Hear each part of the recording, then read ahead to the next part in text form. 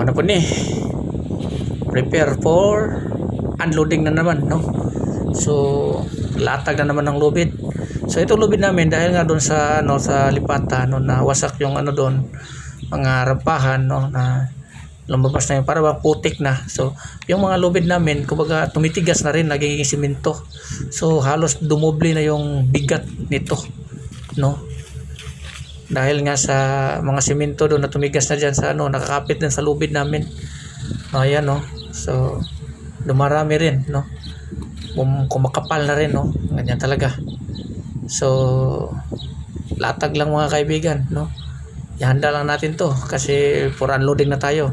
Kasi walo lang naman yung makarga namin ngayon. Ang unload namin ngayon, no? So, boring talaga. Lang nagsilipatan doon sa Lance Daniel yan eh. Yung mga ibang mga sakay. Yung iba naman doon sa mga Poseidon via Burgos, no?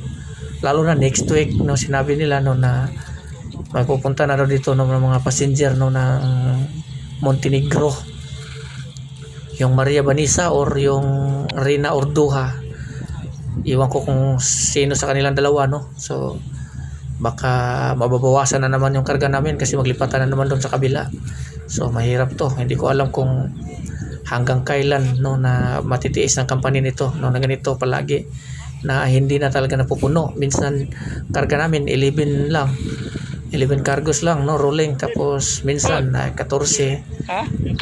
mababa lang talaga kaysa noong una na punuan talaga, di gaya ngayon na parang bumagsak na talaga, no, dahil nga sa may kompetensya na, lalo na magsilipatan na rin Montenegro dahil nga sira na yung tulay doon sa Liluan, no. Ngayon dito na, so paano na lang, so iwan ko na lang, so makakaalaman na lamang to kung ano mangyayari sa susunod na kabanata.